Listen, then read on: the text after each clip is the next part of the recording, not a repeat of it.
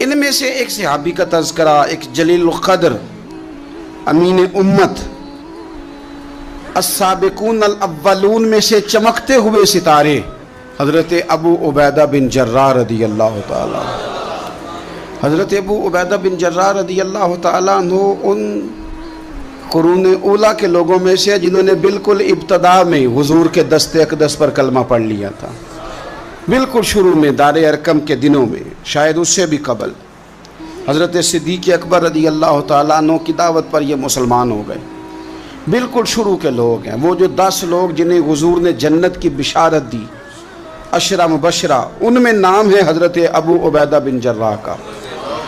صحیح بخاری میں حدیث ہے، نبی پاک صلی اللہ تعالیٰ علیہ وسلم نے فرمایا ہر امت کا ایک امین ہوتا ہے، اور فرمایا میری امت کے امین حضرت ابو عبیدہ بن جراح ہیں رضی اللہ تعالیٰ عنہ۔ اہل نجران کے کچھ لوگ آئے، انہوں نے عرض کی حضور کوئی ایک شخص ہمارے ساتھ روانہ کرے، اور بندہ کوئی امانت دار ہو، امین ہو۔ تو حضور مسکرائے، فرمایا میں تمہیں ایسا امانت دار دیتا ہوں کہ وہ اس طرح کا امانت دار ہے جس طرح کا کسی کو امانت دار ہونا چاہیے۔ ختم ہو جاتی ہیں اس سے آگے پیچھے یہ ساری تعریفیں۔ فرمایا اس طرح کے امانت دار کو تمہارے ساتھ بھیجتا ہوں، وہ کون ہے؟ فرمایا حضرت ابو عبیدہ بن جراح۔ اتنے فضائل جس شخص کے ہیں، آپ لوگوں کی کمزوری نہیں، یہ ہماری کمزوری ہے۔ ہم نے چاند ایک صحابہ کے تذکرے کیے، باقی بزرگ ترین شخصیات امت کے سامنے آنے سے وہ اس لیے رہ گئیں کہ ہماری ترجیحات کچھ اور چیزیں تھیں، ہمارے فکر کی جولانیوں میں کچھ اور چیزوں نے جوش زیادہ مارا۔ حضرت ابو عبیدہ بن جراح وہ خوبصورت آدمی ہے کہ ابن ماجہ میں ایک بڑا انوکھا فرمان موجود ہے۔ ابن ماجہ میں حضرت عائشہ صدیقہ رضی اللہ تعالیٰ عنہ سے کسی نے پوچھا کہ نبی پاک صلی اللہ تعالیٰ علیہ وسلم کو سب سے زیادہ محبوب کون ہے، حضور کو سب سے زیادہ پیار کس سے ہے؟ تو فرمایا سادی سی بات ہے، ابو بکر صدیق سے، عمر فاروق سے۔ اس شخص نے کہا نہیں، میں ان کے بعد پوچھنا چاہ رہا تھا۔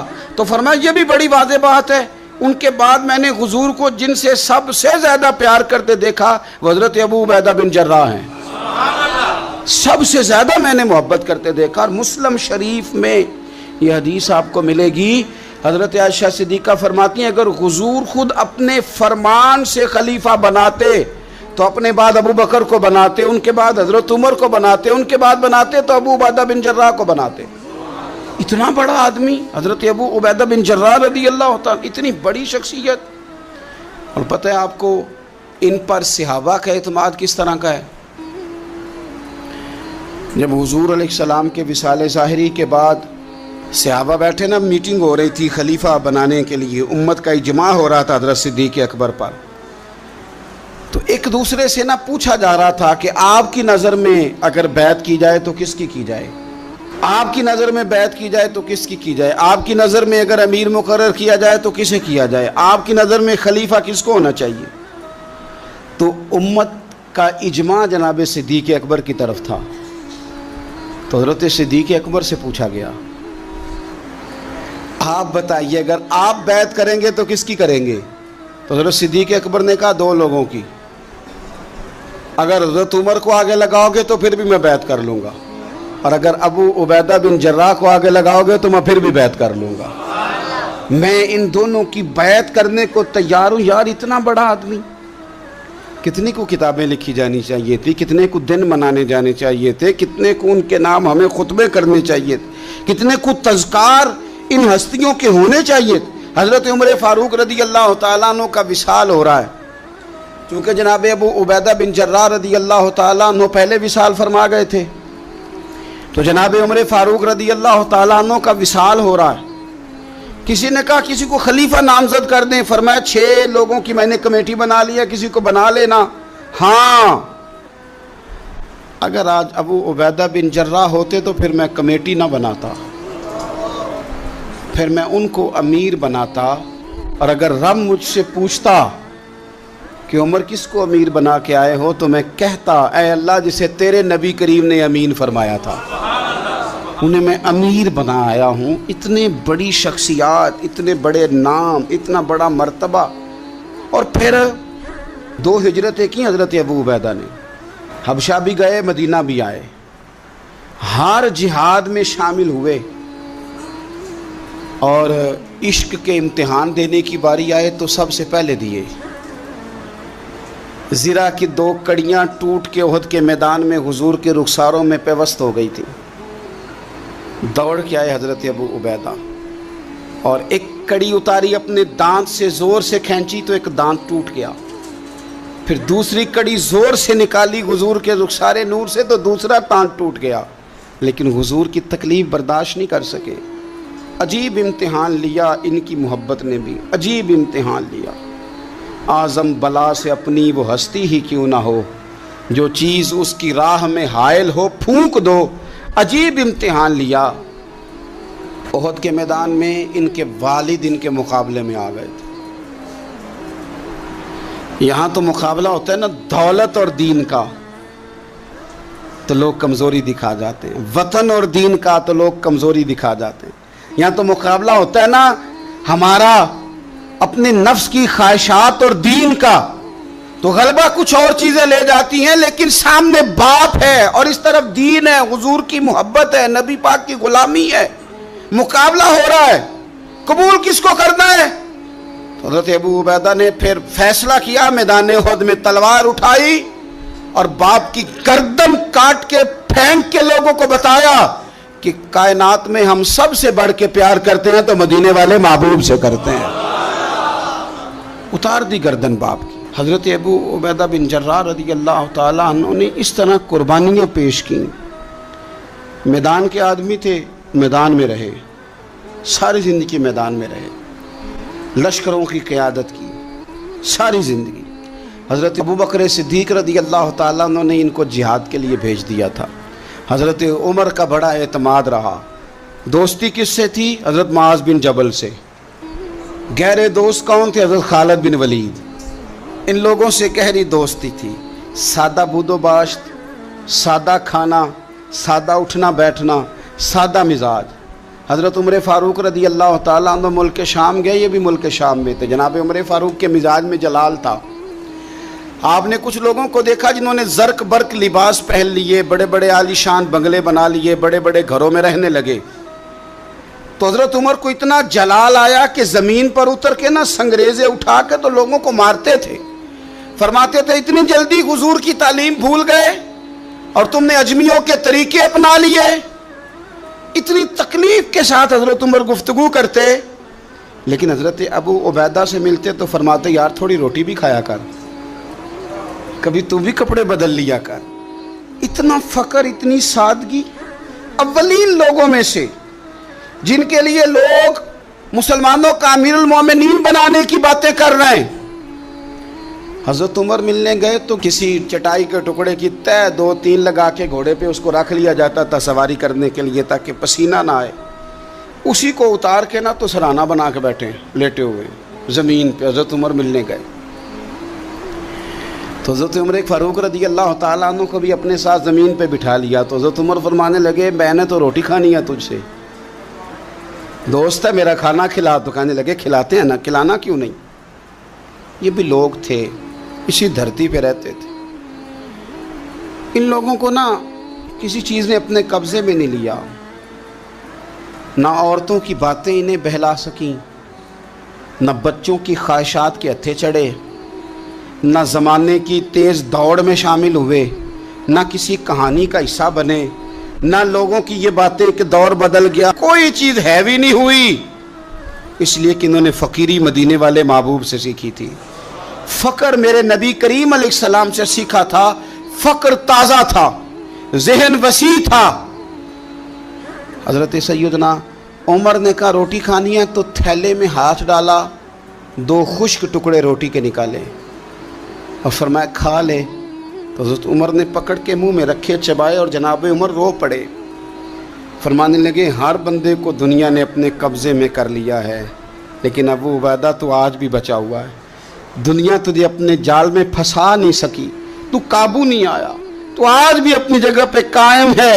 تو وہیں کھڑا ہے جہاں مدینے والے محبوب نے ہمیں کھڑا کیا تھا، تو وہیں کھڑا ہے یار۔ اتنے حسین آدمی، اتنا بڑا نام، اتنا بڑا قد، اتنا بڑا کردار، اتنا بڑا حسن، ہزاروں کی فوج کے سپہ سالار ہیں، اگر میں کہہ دوں چیف آف آرمی سٹاف ہیں، میرا خیال ہے میری بات غلط نہ ہوگی، اتنی بڑی فوج کے سپہ سالار، اور اس فوج کے سپہ سالار جس میں کئی دفعہ سپاہی بن کے حضرت خالد بن ولید بھی لڑائی کر رہے ہیں، اتنی بڑی فوج کو کمان کرتے ہیں، لباس وہی سادہ، غذا وہی سادہ، انداز وہی۔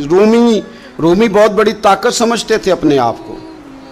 جناب عمر کے زمانے میں ان کے خلاف لشکر کشی ہوئی، امیر کون ہے؟ حضرت ابو عبیدہ۔ ہاتھ میں تلوار پکڑی، گھوڑے پہ بیٹھے چلے گئے، محاصرہ کر لیا رومیوں کا، گھیر لیا۔ اب رومیوں نے کچھ تھوڑی سی مزاحمت کرنے کی کوشش کی، باہر آئے لیکن کچھ بھی نہ ہو سکا، منہ کی کھا کے واپس اندر چلے گئے۔ کئی دنوں سے حضرت ابو عبیدہ کی فوج نے محاصرہ کیا ہوا ہے، جب تنگ آ گئے تو پیغام بھیجا کہ ہم صلح کرنا چاہتے ہیں۔ فرمایا صلح تو مسلمانوں کا پسندیدہ کام ہے، آ جاؤ۔ نے کہا جی ہم جزیہ دے دیں گے، ہم کسی طریقے مسلمانوں کے اطاعت میں آ جائیں گے، آپ ہم سے بات کریں۔ فرمایا بھیجو۔ ان کا سپہ سالار آیا، انہوں نے روب ڈالنے کے لیے نا مسلمانوں پہ سپہ سالار کو بڑے قیمتی کپڑے پہنائے، زرق برق لباس، عالی شان پوشاکیں، 5-7 لوگ ساتھ، یہ لوگوں کا طریقہ ہوتا ہے۔ وہ پریشر ڈالنے کے لیے لوگ کرائے کا مکان بھی خرید لیتے ہیں، کرائے کی کار بھی حاصل کر لیتے ہیں، لوگوں کے برتن بھی استعمال کر لیتے ہیں، کسی کے گھر سے فرنیچر بھی منگوا لیتے ہیں۔ تو آپ نے نا وہ زرق برق لباس پہنے ہوئے ان لوگوں کو آتے دیکھا۔ اب وہ بڑے اپنے انداز میں تو روب ڈالنے کے لیے آئے تھے نا، تو آ کے پوچھا مسلمانوں کے امیر کہاں ہیں لشکر کے؟ تو انہوں نے کہا ادھر ہی تھے، یہیں کہیں ہوں گے۔ بڑا حیران ہوا کہ ہم تو بڑے لاؤ لشکر کے ساتھ آئے۔ یاد رکھ لیں روب کپڑوں کا نہیں ہوتا، روب کردار کا ہوتا ہے۔ پھر پوچھا کہاں ہیں؟ نے کہا جناب وہ سامنے خیمے میں دیکھ لو۔ وہ خیمے میں گئے تو اتنی بڑی فوج کا سپہ سالار زمین پہ بیٹھے اور اپنے تیر سیدھے کر رہے ہیں۔ اب وہ بڑے زرق برق لباس میں کہنے لگا ابو عبیدہ بن جراح آپ ہیں؟ فرمایا میں ہی ہوں۔ کہا ملنا تھا؟ فرمایا آ جاؤ۔ کہنے لگا آپ تو زمین پہ بیٹھے ہیں۔ تو آپ فرمانے لگے ہمارے بزرگ زمین پہ ہی چلتے تھے، زمین پہ ہی بیٹھتے تھے، زمین پہ ہی کھاتے تھے، نیند آتی تھی تو زمین پہ ہی سو جاتے تھے۔ وہ حیرانگی سے کہنے لگا آپ اتنے بڑے سپہ سالار ہو کے اس طرح رہتے ہیں؟ فرمانے لگے میری ضروریات ساری پوری ہوتی ہیں، پھر بھی کبھی کوئی مشکل بن جائے تو میں تھوڑا سا قرضہ لے لیتا ہوں حضرت معاذ بن جبل سے، ان کو مشکل آ جائے تو مجھ سے لے لیتے ہیں۔ تو بالکل صحیح گزارا ہو رہا ہے کہ اس طرح کیوں بیٹھے ہیں؟ یہ کیا بات ہوئی؟ ہمارے ہاں لوگوں کا رونا دھونا نہیں، روز مکان کوئی نہیں تو رو پڑے، بچے کی شادی کرانی ہے تو رو پڑے، او ہو جی کیا بتائیں غریبی بڑی ہے تو رو پڑے۔ زمین پہ بیٹھے ہیں، زمین پہ بیٹھ کے خشک ٹکڑے کھا رہے ہیں، پر کہہ رہے ہیں بڑے مطمئن ہیں یار کیا ہوا، کوئی ایسا مسئلہ نہیں، اگر کبھی مشکل آ جائے تو میرے دوست ہے حضرت معاذ بن جبل، تھوڑا قرضہ لے لیتا ہوں، ان کو ضرورت پڑے تو مجھ سے لے لیتے ہیں۔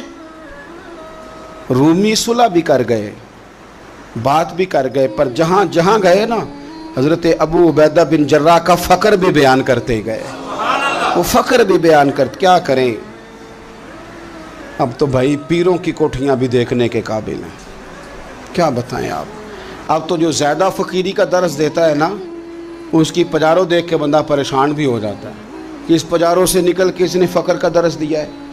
اب تو جناب لوگ یہی کہانی آ کے سناتے ہیں، یہی کہانی، یعنی کچھ امیر لوگ ہیں وہ کئی دفعہ جلسوں کا ٹائم لینے آتے ہیں تو لگتا ہے کہ پیرانے پیر ہیں، یہ کہتے ہیں فلانے پیر صاحب بھی میرے پاس آتے ہیں، فلانے بھی آتے ہیں، فلانے بھی آتے ہیں، فلانے بھی، شکر ہے جی اللہ کا، فلانے کو فون کروں تو وہ آ جایا کرتا ہے۔ میں نے ایک سے کہا، میں نے کہا یار آپ نے لیا کیا، سیکھا کیا؟ آپ تو ابھی بھی وہاں کھڑے ہیں کہ دولت ہی سارا کچھ ہے، کیا لیا آپ نے اتنے پیروں کو بلا کے؟ اصل کیا کیا، ملا کیا؟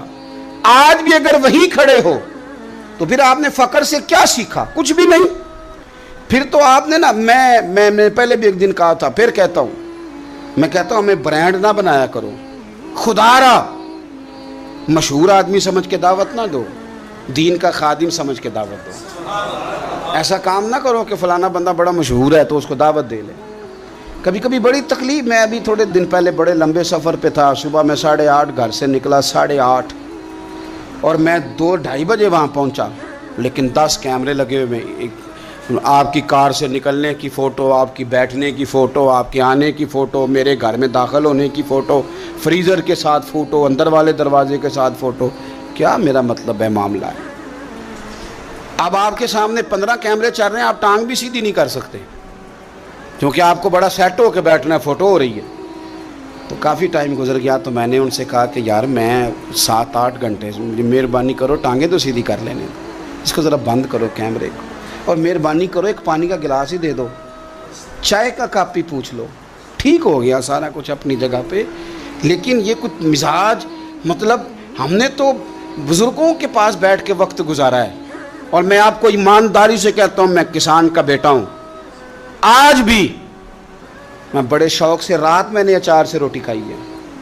گھر والوں نے کہا کہ کچھ بنا دیتے ہیں، میں کہا اچار لے آؤ نا، پیا ہے نا. اس لیے کہ میں غریب ماں کا بیٹا ہوں.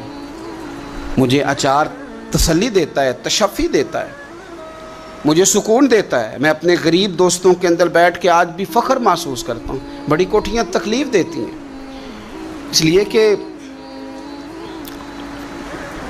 میں نے وہ وقت بھی دیکھا ہے کہ جب ہمارے ایک تایا جی تھے تو ان کے گھر کی دیوار گر گئی تھی، تو ابھی ان کو پیسے نہیں مل رہے تھے، تو میرے ابا جی نے کہا ان کے گھر جا کے سو جاؤ. انہوں نے دیوار کے آگے 4 پائیاں لگا کے سونا ہے، کوئی گھر میں نہ آ جائے. تو مطلب یہ کہ آپ مہربانی کریں.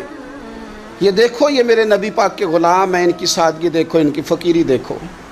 2-4 دن پہلے بچوں کا کھانا پکا ہوا تھا، بچے لائن میں نہ کھانا، کافی سارے بچے ہیں تو رات کو لائن میں لگ کے روٹی لیتے ہیں. میں بھی لائن میں لگ گیا بچوں کے ساتھ. مجھے کہنے لگے آپ کیوں لائن میں لگے؟ میں نے کہا یہ اپنا وقت یاد آ گیا نا، دل کر رہا ہے. میں نے ان کے لیے نا پلیٹیں بنوائی ہیں، اس کے اندر سالن کی جگہ چٹنی کی جگہ. تو میں نے باورچی سے کہا اسی پلیٹ میں کھانا ڈال کے نا میرے لیے گھر بھیج یار، یہی والی روٹی بھیج، یہی کھانے کو دل کر رہا ہے. یہ آپ کا اصل ہے، یہ آپ کا اصل ہے. مہنگے کپڑے آپ کا اصل نہیں ہوتے، وہ تو برانڈ ہے. اس میں تو آپ بیٹھتے ہیں تکلف سے کہ ان کو سلوٹیں نہ پڑ جائے.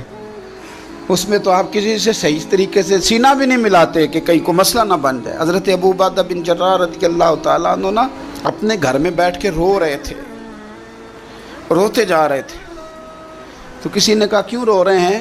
مسند امام احمد بن حنبل میں موجود ہے. فرمانے لگے نبی پاک علیہ السلام نے مجھے ایک دن کہا تھا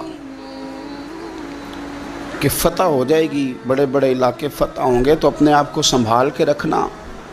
3 خادم تیرے لیے کافی ہیں، ایک جو گھر میں کام کاج کرے، ایک جو تیری خدمت کرے، ایک جو تیرے سفر میں جائے، اور 3 سواریاں تیرے لیے کافی ہیں. زیادہ لوگوں نے بڑے بڑے جانور رکھے ہوتے تھے نا، 3 سواریاں ابو عبیدہ تیرے لیے کافی ہیں. ایک تیرے سفر کے لیے، ایک مال و اسباب اٹھانے کے لیے، ایک تیرے غلام کے لیے. زیادہ مال نہ جمع کرنا. یہ بات کرتے ہوئے رو پڑے. فرمانے لگے ہم لوگ اس جگہ رہ نہیں سکے جہاں حضور نے کھڑا کیا تھا.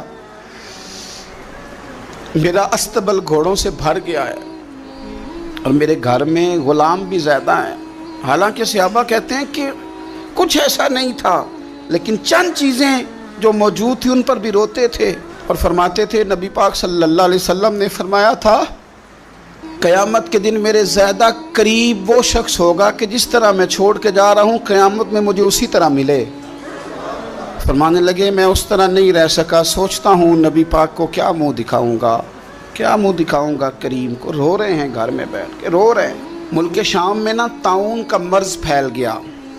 حضرت ابو عبیدہ وہاں تھے. حضرت عمر نے خط لکھا، فرمایا جلدی آ جاؤ، آپ سے مشورہ کرنا ہے.